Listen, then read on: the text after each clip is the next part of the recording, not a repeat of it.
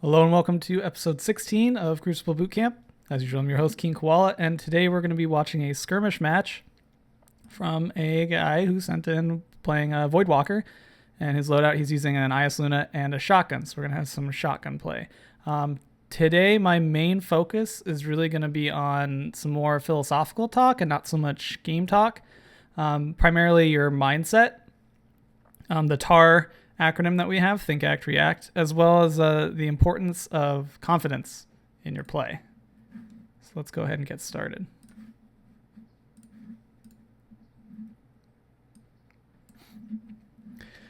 So we've touched on this a little bit before, but just a refresher that TAR is an acronym that's basically a feedback loop for how you should be approaching a game in order to improve. It stands for Think, T, Act, A, and React, R. So right off the bat, whenever you start a map or a round of trials, there's what's called an opening gambit, and that's your initial move from spawn to your first encounter with the enemy.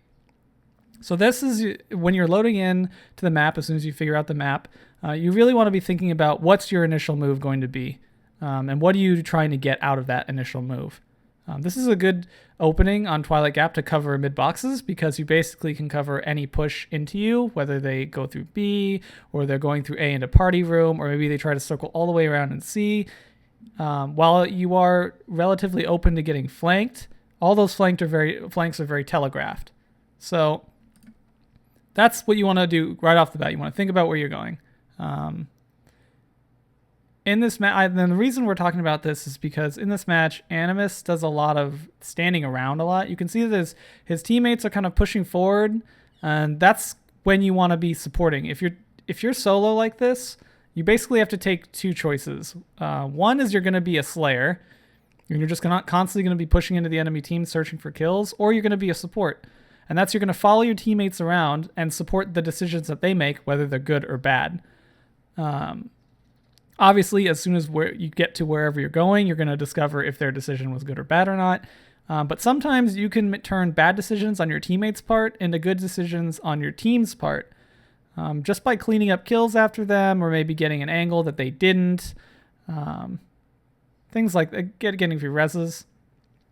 You can see that they're pretty close on radar, so having your shotgun out here is really good. As soon as you move away from locations where you could potentially get that shotgun kill, like he does, you switch to your primary.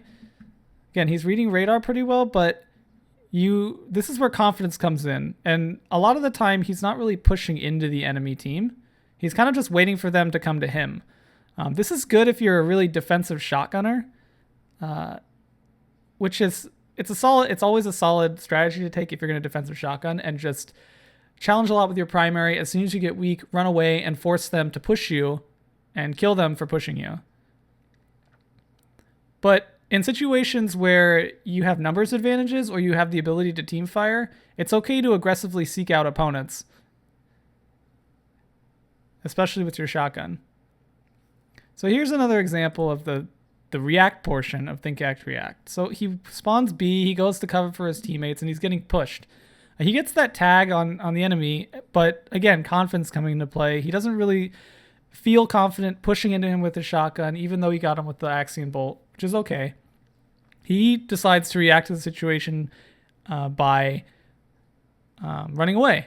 And this is an option that a lot of people forget that they have. A lot of the time that people come into your field of vision or get close on radar, you kind of get this instinct that you have to kill them and that you have no other real options. And occasionally, and in this case, he did have this option. You can run away, reposition, even though that you had a health advantage on them. If you don't have a line on them, a good sight, point of view on wherever they're at, just reposition. You didn't lose any points by doing this. Perhaps you give up some map control, but you're not giving up any points. That's just furthering the enemy team on their way to winning. So you see him challenge here. Okay, basically gets a free kill, which is nice. So now once you get kills like this and there's no one around, try to check your surroundings. So again, start the entire loop over. We're thinking, hey, where are our teammates at? Where are they in comparison to me? And you can see someone died all the way out here on heavy, and then someone else the other guy's out here on near C, bottom C flag. So, and you see someone's in front of you on your radar. So really, at this point, you have to think, am I going to try to wait for this guy to come up off spawn, and he'll likely spawn next to me? Or am I going to try to push to support my teammate? In this case, a decision I would make was just be to wait, because you're going to get cut off trying to push through mid to support. And you can see he's still split spawned here. So now you really have to reevaluate. Now you're thinking, okay, my two teammates are away from me. I'm only getting pushed by one guy. This is the situation you want to be in this game, is your 1v1s. This is the net neutral state that you want the game to be in, because it's just you, your gun, and the other guy. There's no team fire that's going to come into play. You're going to have to utilize your abilities better than your opponent. And you're basically trying to create 50-50 situations for yourself. So in this case, sort of his inaction gets him, because again, you have a shotgun that allows you to be very proactive about pushing into people. I would rather see you push into someone and lose a shotgun fight than kind of wait around like he did and just get killed for free. The only way you're gonna win a game is if you proactively try to push the score forward. And waiting around for someone to come find you, basically, playing hide and go seek, is counter to that. Yes, it's good if your goal is to not die, but it doesn't further you towards getting a win. It's the difference between playing to win and playing to not lose. So I'm going to show that engagement again real quick. Okay, so he gets the kill, and you see he sees him on radar, and his teammate is already engaging, but he's absolute. So this is another good example of just pulling out your shotgun and waiting for them to push into you, which is exactly what he does. He pushes into him. He basically supports his teammate. Yes, it basically results in a trade as far as points go initially, but because there's no other enemies around, they go up 50 points. So it's good. This is a good play. So he gets him up, gets those free 50 points, and now we start the loop all over again. Where are we? Where is our enemy team? And what are we going to do to get there? We see we just got super. He's flooding Nova, and you notice that one of the enemy team's Sunbreaker. So in this case, I would probably hold on to Nova just to stop the Sunbreaker. Otherwise, I would just go for the free kill. Again, push the point value forward.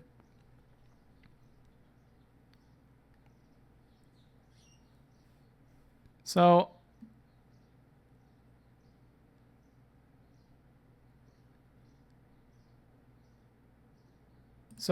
this is going to be a situation that's going to happen a lot, both in what's going to happen in just a few seconds here. That happens, it's going to happen to people a lot, and this is a really good example of what not to do as far as rezzing people goes. But also is another good example of you have to think about, if no enemies are around you, you have to think, well, where are the enemies going to be and where are they going to be looking?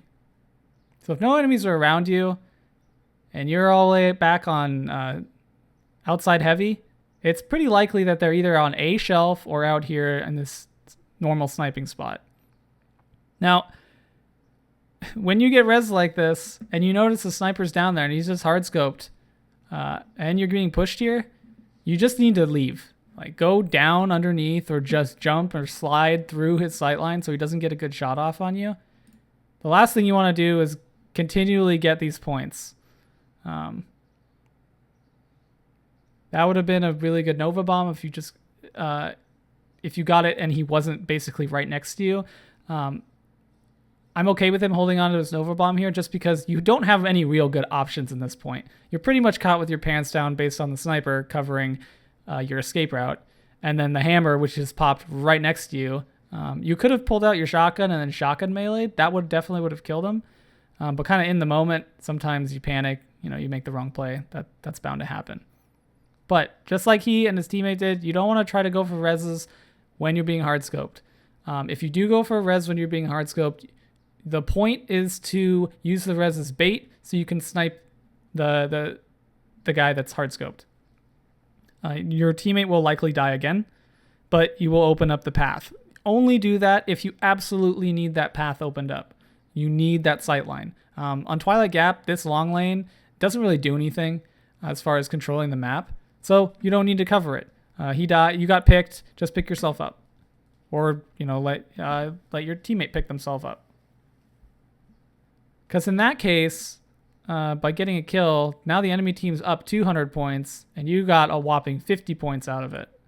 Whereas they could have just been up 100 points instead of the 150 they ended up with. It's these little things that add up over time. If you're being pushed by someone that decides that they want to go and viz, just float into the air and then Nova Bomb straight down.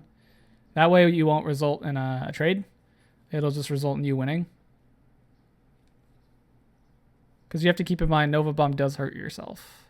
The initial explosion. So now that we spawned A, back to our cycle. Think, act, react. So we're thinking, okay, our teammate just died around heavy. I probably shouldn't go buy heavy. He kind of pushes into the guy with heavy instead of running away.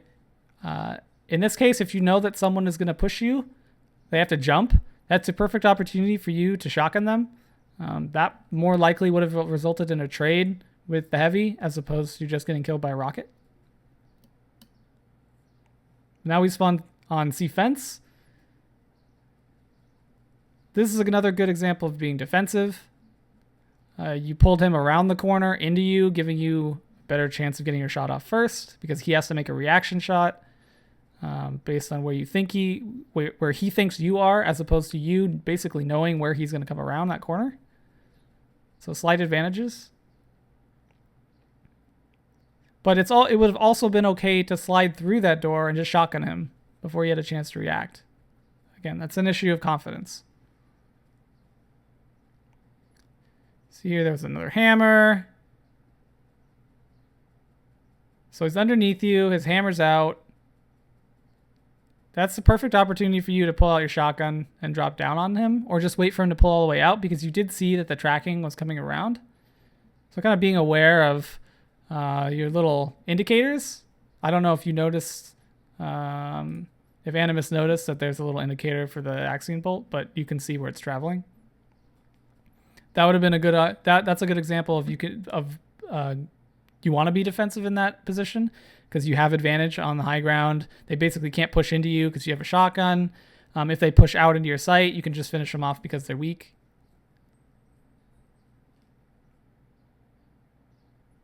So now he's with his teammates. It's good.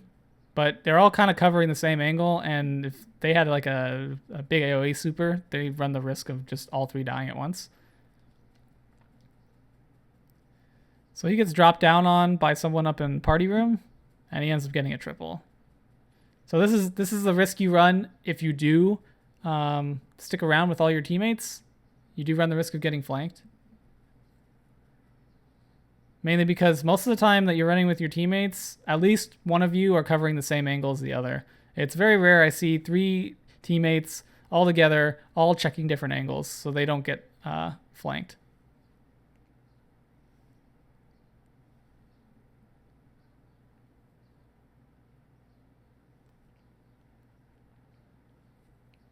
Again, we spawned outside a shelf. On Twilight Gap as a shotgunner, you primarily don't want to go to A shelf here where he is right now. This is A shelf. And that's because snipers out on the boxes and the container out in mid can basically pick you off as you spawn. You want to go underneath or through A because that gives you the best opportunity to move through cover. When you're doing tar, if you're a shotgunner, the most important thing you need to keep in mind is how can I use cover to close the gap so that my shotgun is effective. And that I can get a one-hit kill by taking as little risk as possible. The whole point of using your power weapons is to get free kills. And there's no easier way to get a free kill with a shotgun than moving completely through cover in order to close the gap. And then by the time you finally see them, they don't have enough time to react to you. So they team fire the blade, which is good. Little thing here, if you have someone down right in front of you and you want to pick up the special, Wait to pick them up, or wait for them to get up before you pick it up. Because you want your entire team to get special if you can't help it. Again, for those who are just joining us, TAR is think, act, react. So it's a decision cycle that you would make if during your deliberate play. Obviously, during your normal play, it gets very taxing mentally to be thinking, we'd be doing that cycle. But if you have specific goals in mind, then think, act, react is or more. I guess there's another term called UDA. It's observe something, determine and act. I think, I don't know. There was a post on Crucible Playbook about it if you want to look it up. But it's OODA. It's a military concept developed by the Air Force, and it's the same thing. It's same as TAR. The purpose of it is to use agility of the human mind to make decisions as opposed to raw power. So again, really good poking in and out of cover. This is the power of a hand cannon. He only took 2 shots there, but he did maximum damage on one of them and got a good cleanup shot while being completely safe on the other one. This is how you want to use a hand cannon, especially if you play mostly on the ground. You want to dip in and out of cover like he's doing here. Again, a lot of people would probably fire at this range at max rate of fire and then suffer from bloom. But notice that he takes an extra second to let his reticle reset. And that's going to help you with bloom issues, which results in the ever popular ghost bullets, which don't actually exist. It's just bloom, and that's the mechanic of the gun. If you fire at max range, the cone of accuracy gets wider and wider, which means you might not necessarily shoot where you're aiming because of how the bullet travels outward instead of in a straight line. And to deal with that, you have to do what's called pace your shots, which, again, I just showed here. He took that extra beat to let his reticle completely settle, and then he took the next shot.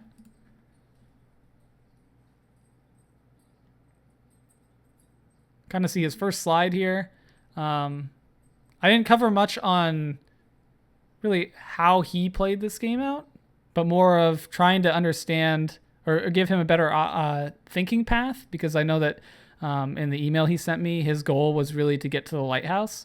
And I think in addition to just telling you, hey, go practice your gun skill, you got to be thinking about what you should be doing on the map. And then also, again, the importance of confidence. So for Animus, I would highly suggest for him that he focus on confidently approaching engagements. And so overcommit at first to figure out where your limits are. Push way too far into people with shotguns. Pull out into the sight lines just so you can get, heads up shots on people with your full body exposed. Like, get used to putting yourself in dangerous situations, find out why they're dangerous, and then figure out how to make them less dangerous. Namely, jumping or sliding into engagements, which you should always be doing. And that serves 2 purposes. The first is it's going to give you the chance to it's going to be more likely for you to get a first shot on your opponent. And also, by constantly jumping and sliding around maps, you're not going to give any snipers that are hard scoping a very good shot on you, because you're constantly going to be moving at different elevations.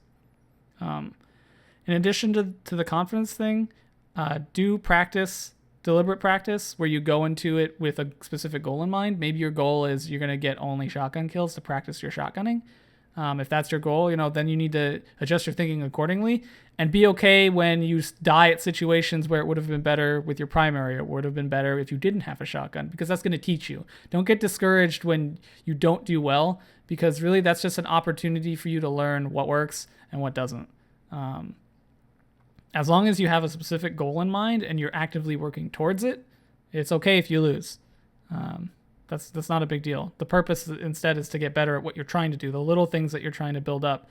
That way, as a guardian, you have a better overall usage of your loadout, how it works, and understand how to punish others for the same thing. So as you saw, the map was Twilight Gap, so I'm going to show you a few plays you can do on Twilight Gap for opening gambits or for moving around the map, pushing spawns. Basically, Twilight Gap is one big hallway.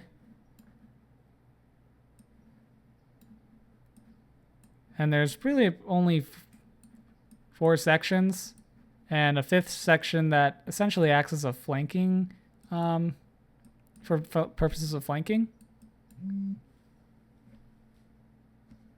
So if we divide this map into quadrants, it becomes very easy to understand where to push and how to push.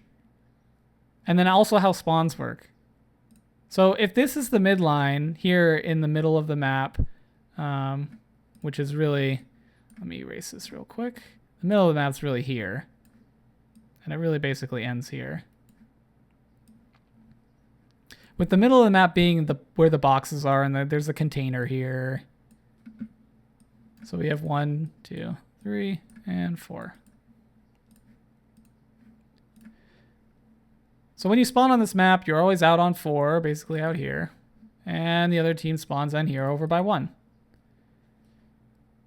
So basically with this, by looking at this, you can see that most of the time you're going to get engagements either here in center room, which is the cross section, or somewhere around boxes with people out on 2. Now, knowing that, you can plan accordingly to punish people for doing either opening, really.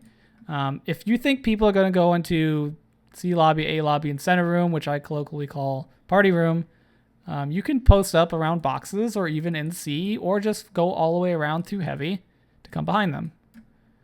This means that if they push into center room, you can grenade them from boxes, you can snipe them from C, you can flank them from A heavy, come up underneath. Same thing underneath, you can throw grenades. You can go all the way out into A and flank all the way around. Maybe someone's hanging out here on perch, on A railing. So if you spawn 1, you can basically go right to the 50-50 and make it so that if they push into you, they're going to have a hard time. Similarly, you can do the same thing if you spawn out here. If you think people are going to push around the fence, this is a fence right here, into boxes, then you can post up on A railing. There's a little, I want to say it's about here. There's a railing that you can jump onto, and it actually gives you a really nice sight line all the way down fence to this door coming out of containers. So anyone trying to push out of boxes, you can basically snipe them almost immediately, or get a body shot on them, make them weak. And the purpose of getting the body shot on them and making them weak is they're going to back off. They're not going to get to boxes, or if they do, it's going to be very easy for someone that does decide to push into party room to challenge with their primary or a sniper out into the mid lane. So you basically prime them for your teammates. You don't want to hang out here for long. I see a big mistake I see a lot of players make is they'll stay on this railing for just a really, really, really long time, give the enemy team a really good opportunity to set up to punish them for that. And that setup can either be on the B catwalk boxes, which is a head glitch, on the shelf. There's this set of boxes here that you can jump on, which isn't a very easy shot to make for the guy on a railing because you're completely exposed. And again, about half your body's exposed here. Maybe you jump on top of the container here. Maybe you jump on one of these crossbars here. You have a lot of options to set up attacking the person on a railing, or you just completely ignore them and they're just sitting there while you and your teammates start farming the 2 guys in party room or the 2 guys in A or wherever they might be. So let's talk spawning on this map. So we know that the initial spawns are out here in containers and out here on back A. If you play Rumble a lot, then you kind of figure out where the middle spawns are, which basically never happen, but they tend to be around but like most spawns, they tend to be around the edge of the map. So you saw him spawn in B a couple times, back here in back C.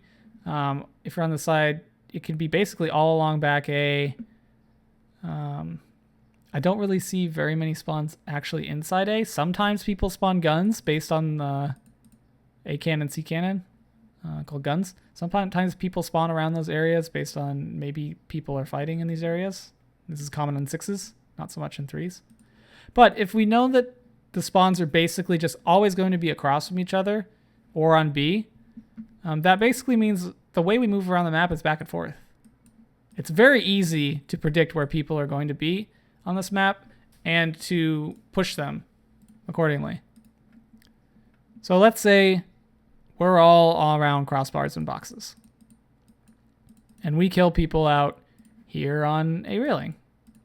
What you want to do to encourage the back and forth is send one guy over to block the spawns. And then maybe these guys pull back around B, the other side of B catwalk. And then maybe this guy pulls into center room or maybe down cannon path.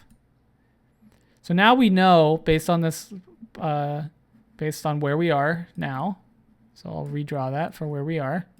We have one guy on B catwalk, one guy on cannon path, and one guy blocked the back A spawn. So it's most likely that the enemy team's going to spawn in containers in back C, right? That means the person on B catwalk can cover this line here, C heavy, and also covers potential pushes into boxes. The person in cannon path covers anyone going through lower C from back C.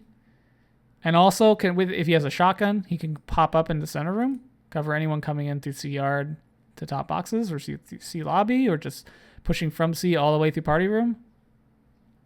The person on back A basically just moves up to protect. So now these players that spawned in the C area are trapped here. You don't have any great ways to get out if all your pushes around these corners are covered.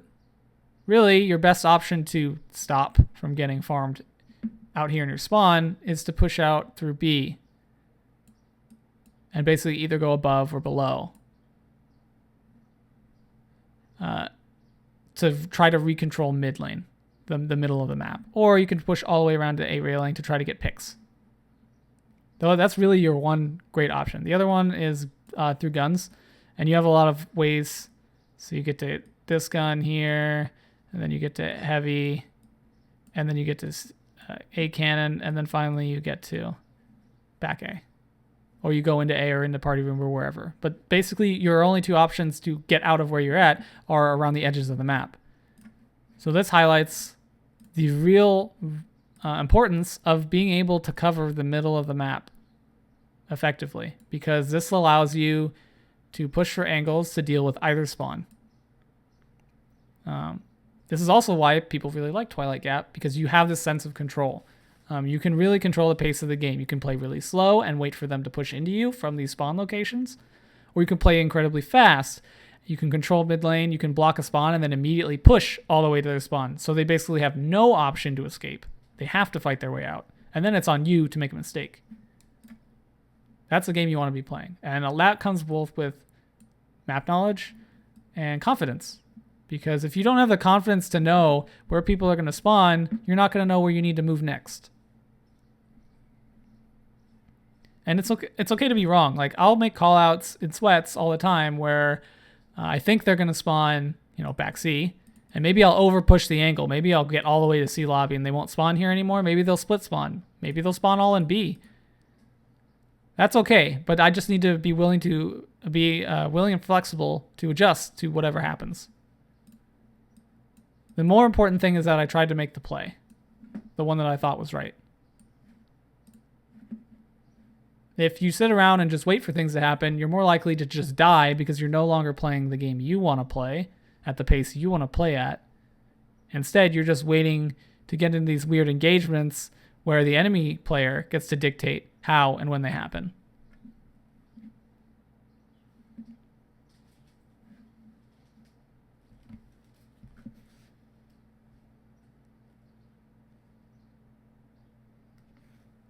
So, I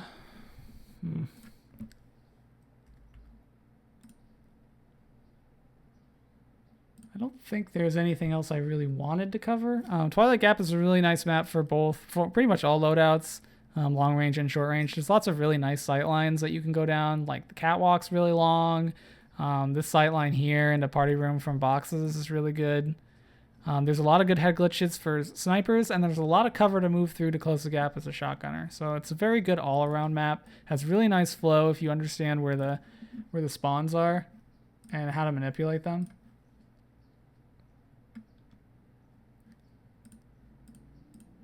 But keep in mind that not just on this map, but on any map, if you're going to get better, you have to deliberately practice and deliberately play. You have to have a plan. You can't just go into it not knowing what you're going to do. And you have to be confident about what you're going to do. Even if it ends up being the wrong thing, confidently do the wrong thing. And then be humble enough to learn from it.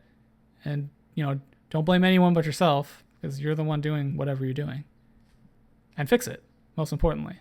And that's why I do the show, so we can fix the mistakes that we make and hopefully not make them again, or at the very least learn from them and learn why they were a mistake in the first place. So that's all I had for you guys for today. I said before, but if you want to support the show, a Patreon will be going up.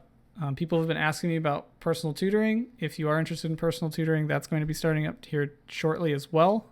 Basically at the same time that the Patreon goes up, and all that goes towards supporting the show. And the purpose of that is, again, so I can put out a lot of shorter form stuff for you, so I can get some editing software.